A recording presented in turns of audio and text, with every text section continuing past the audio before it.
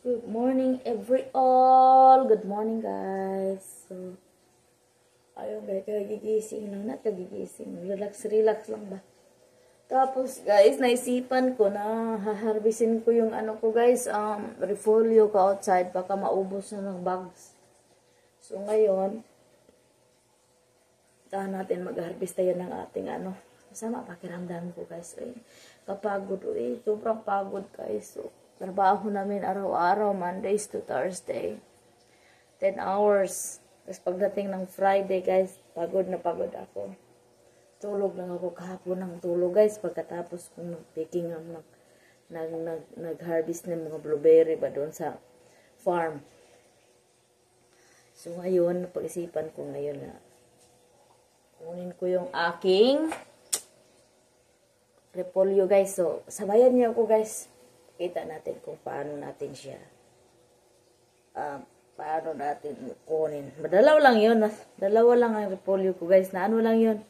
Tumubo lang yun doon ba. Di ko alam kung anong tinanim ko doon. Basta tumubo lang yun kasi tatapon ko man lang yung mga sobra ko bitaw na mga na slice ng mga vegetable doon. Itatapon ko. So, ayun, maraming tumubo pagdating ng summer. So, yan, puntahan natin guys. So, before ko magpunta guys, pakita ko muna sa inyo yung mga ginamos na ginagawa ko guys na hinuli ko sa ocean. Ito yun guys oh.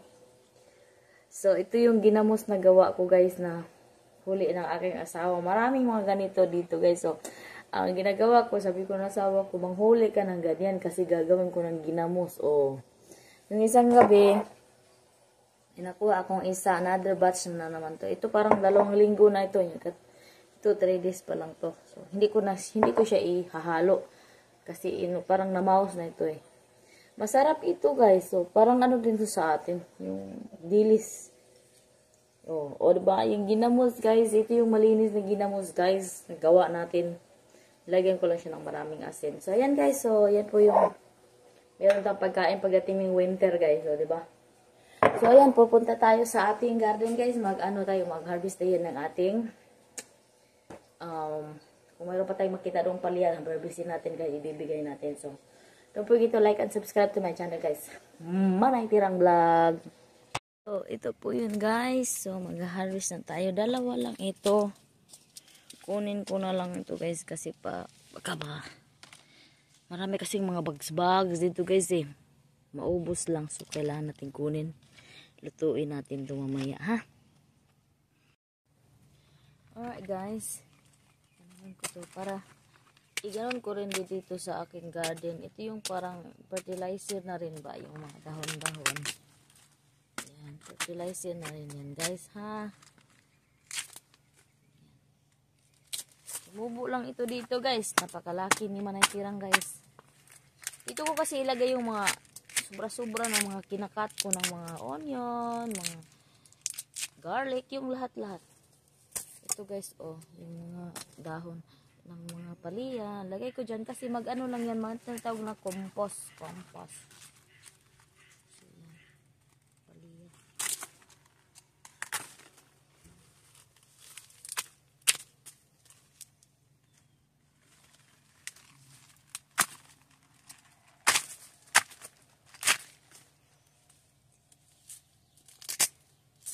O, diba guys? Ayan. Malaki siya. Ayan. O, diba? Ang laki ng ating tingi. Guys, nag-harvest na tayo sa ating ano guys, oh. Repolyo. Oh. Repolyo pa more. Or cabbage. O, diba guys, oh. Meron ba tayong isa dito?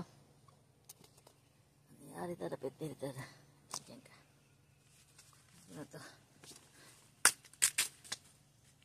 Kunin ko na to kasi maliit lang itong isa pero kunin na para hindi yan. Kasi may mga bags kasi. Mauubos lang sa bag. Ayan.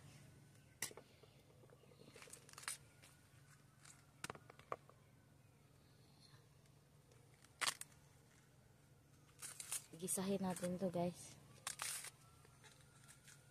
Ayan. See?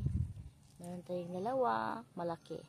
So ngayon, mag-ano tayo guys, tingnan natin yung anong maha-harvest natin na better melon para maibigay natin sa ating mga kaibigan.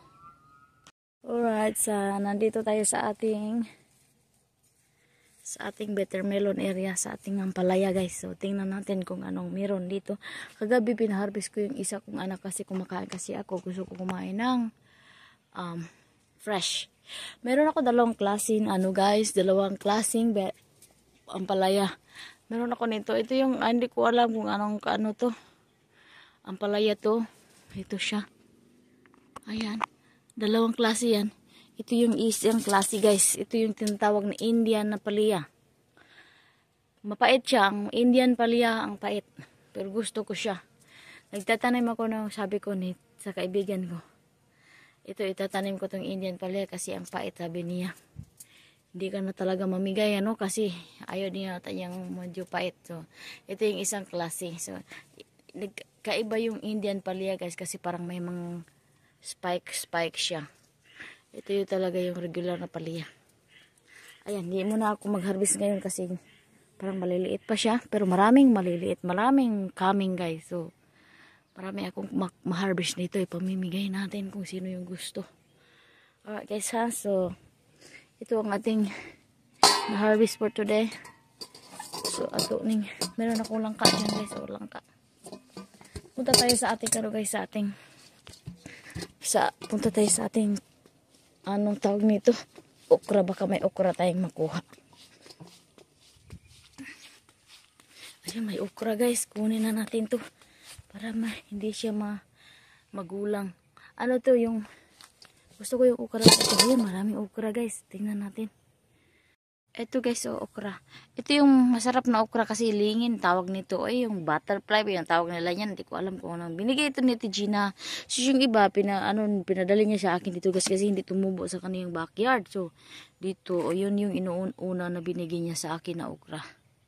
So kunin natin to guys. Kutsilyohon natin baka masira. Ayan. May apat tayo na pera. Kinukuha ko lang siya guys kasi mabilis siyang magulang. So ayaw kong magulang siya. So mag-utan tayo mamaya guys. Pakita ko rin sa inyo ang progress ng aking dragon fruits guys. So ang laki na niya ang dragon fruits ko guys. So ito pa yung tatlo lang ang bunga guys. This is the first time nga nagbunga siya. So ayan, nagbunga siya. Ang ganda. O diba? Sabi nila scattered ko daw ito aking dragon fruits kasi ayaw ko namang ilagay sa sa lupa kasi pag mag-winter mamamatay talaga siya. So ganyan lang siya guys. Tapos pag mag-winter papasok ko lang sa loob para hindi siya mamatay. Pero ang ganda ng aking dragon fruits. So this is my first time talaga na magkaroon ng dragon fruits guys.